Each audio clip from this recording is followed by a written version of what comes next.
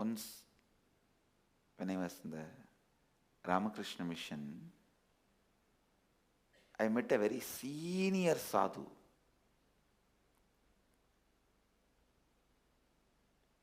A great tapasvi. His name is Nandananda.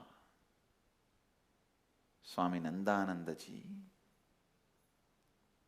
Great tapasvi. Very rarely I have seen tapasvi of his caliber.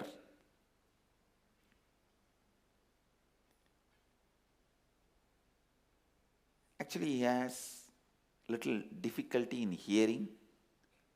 Not little, lot of difficulty. Literally, he can't hear. So but he's such beautiful, innocent being. He's almost like a deaf grandfather of the whole family. If there is a deaf grandfather in the family, how these grandkids will tease him and play around him and go near him, shout, scream, and make fun. He can't hear, so he will be screaming and running around, chasing. So he was exactly the deaf grandfather of the family. We small young brahmacharis will be running around him and teasing him, playing with him. He was such an innocent being and such a loving being, caring being. He will enjoy the whole thing. Just all by himself, walking from village to village, he established Ramakrishna Sangha in whole Andhra. So much he has done. Just by walking from village to village, he will take Ramakrishna's photo on his head and go from village to village and establish the Sangha. In whole Andhra, he has established Ramakrishna Sangha.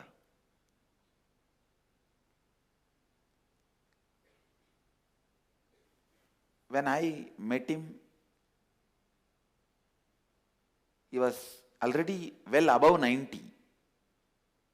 There is every possibility he can be even still alive, because there was no sign of death in him.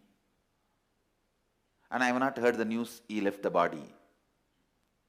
There is a possibility he would have left the body and I have not received the news, or there is a possibility he has not left the body. At least when I met him, there was no sign of death in him. And I am 100% sure he has achieved Bhava Samadhi. Means he can converse with, he can talk to Sri Ramakrishna directly. Because I have seen him fulfilling the people's prayers by talking to him, talking to Sri Ramakrishna.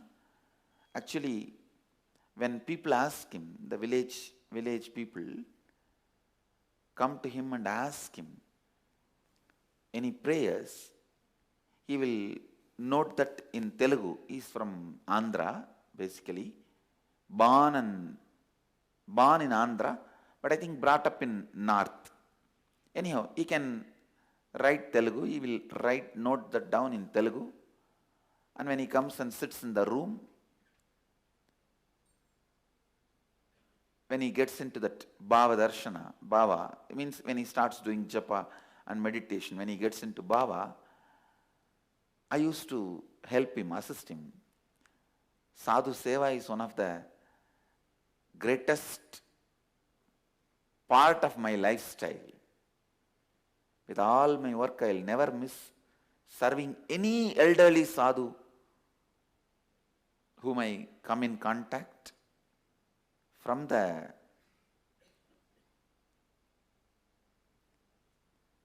time I know, I remember me, Sadhu Seva, serving the sadhus was an important component of my life. It is the instruction from Kuppammal, hey, serve the sadhus, you will be served 1,000 times better. And the word always came true. The word always came true. Now I can say, I am the most served living guru on the planet Earth. Not with any pride, arrogance. I can be very straightforward. Most served, most attended, most literally, physically worshipped.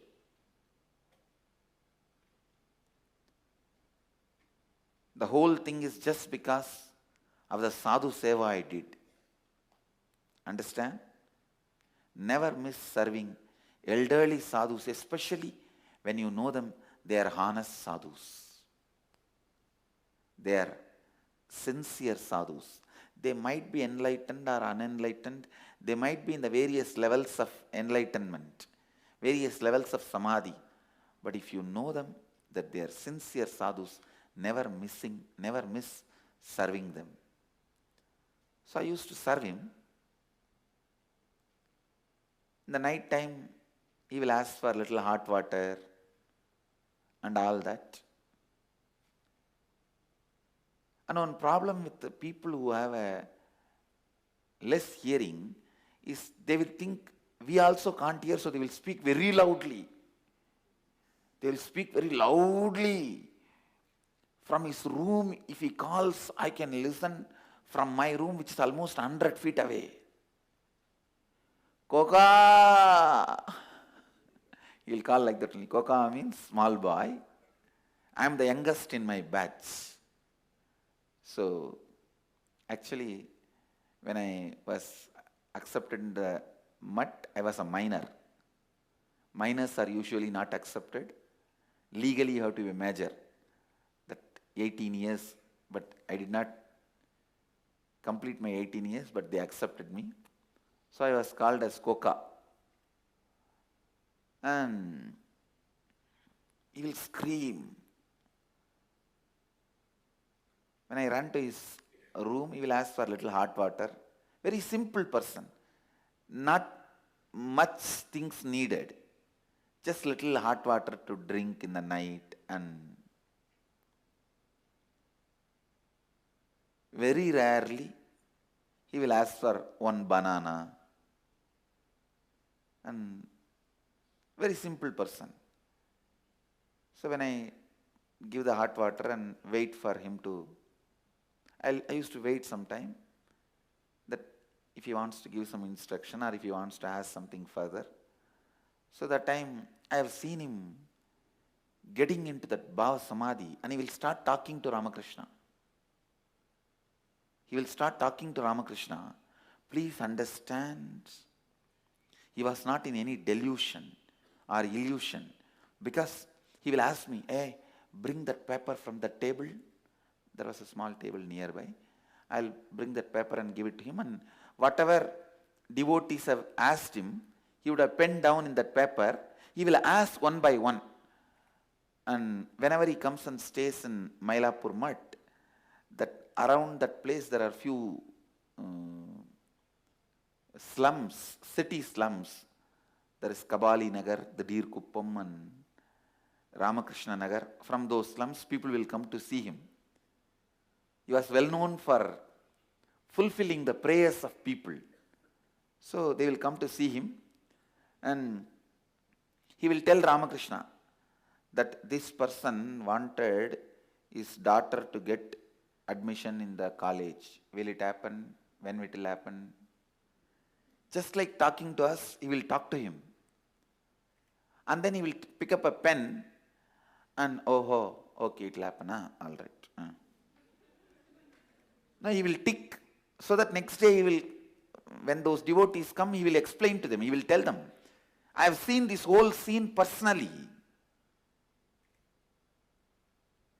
End to end means when devotees come to him and talk to him, how he notes down, and the night time, how he sits and talks to Ramakrishna and notes down the Ramakrishna's answer. And then next day when the devotees come again, he will call them and pick up that paper and slowly read one by one with his loud voice. He will explain. Thakur Bolche, he will mix Bengali also into his Telugu, Tamil, all mixed language. He has his own language. And he knows some 4 or 5 languages, so he will mix all that. And Thakur Bolche means Ramakrishna said, and he will explain. At least whatever I have seen, not even one case failed. One reply he got back failed, and it is very precise, not collective or superficial, rough, no, very precise.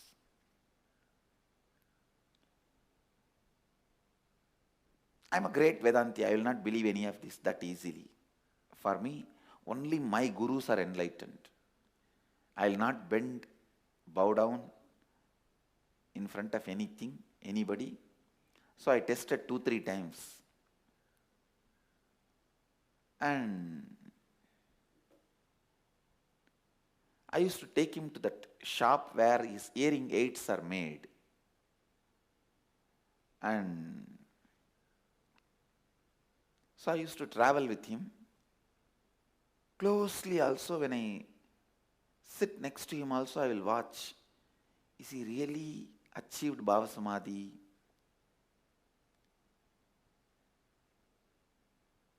Or is he just having some illusion or delusion? But continuously I have seen him being in that space of joy and innocence. Finally, one day I was very clear.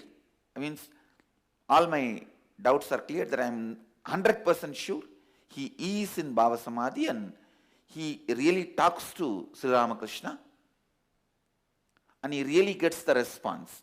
That much I realized. I understood.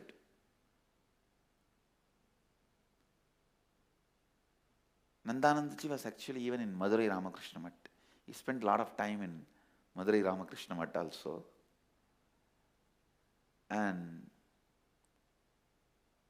he will go and talk to Sundareshwara also. He will go to temple and stand in the Garbha Mandir and talk to Sundareshwara.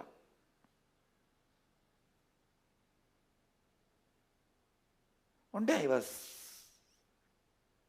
really convinced about his greatness, and he is established in Bhava Samadhi. I asked him, Swamiji, you are talking to Sri Ramakrishna for the sake of everyone. Can you tell me, what should I ask Ramakrishna? What you ask from him, for you.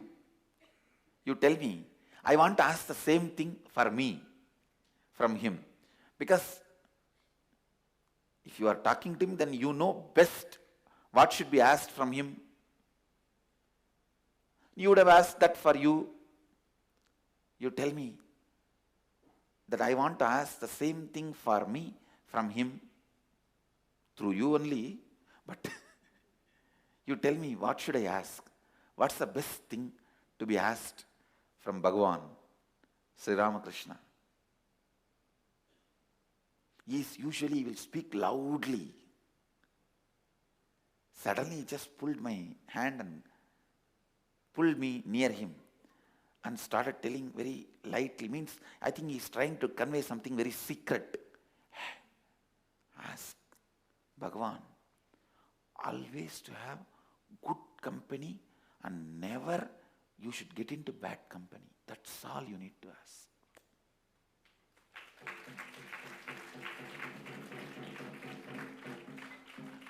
Never you should be attracted to bad people and bad company.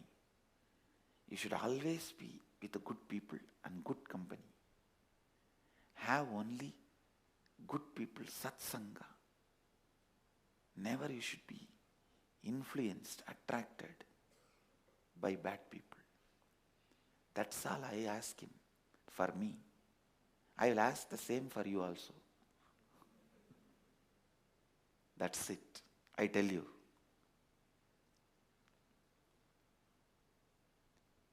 Still I remember the power of those words. It may look very superficial and simple for you guys. Only if you know the context, the situation. A man who can talk to God directly every night as he wants says, I think I should ask only this.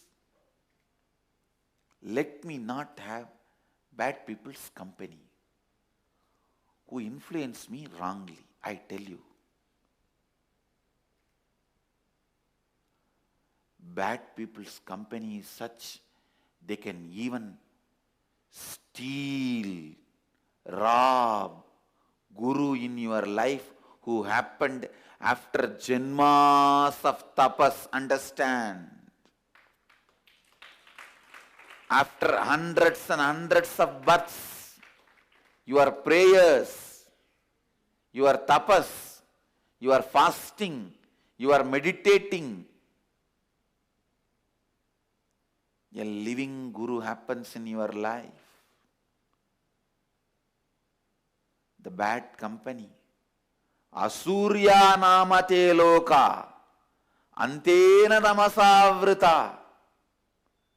These people, asuras,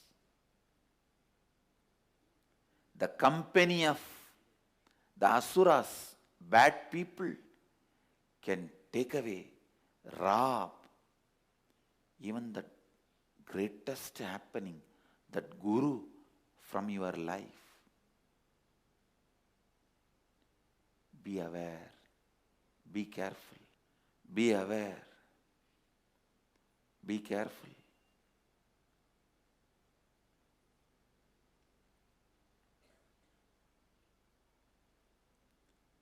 Asurya namate loka. Nandanandaji, that Swamiji said, whether when I am living or after death, don't allow bad people company to happen to me. That's all I wanted. He used to tell me. I told Thakur, if he doesn't give me health, I have no problem. If he doesn't give me wealth, I have no problem. I don't want name and fame. I don't ask anything. I don't want anything. Whatever he gives, he gives. If he doesn't want to give, if he doesn't want to give. I ask him only one thing. Let me have satsanga. Let me never have dussanga. Let me not have bad company who move me away from spiritual lifestyle.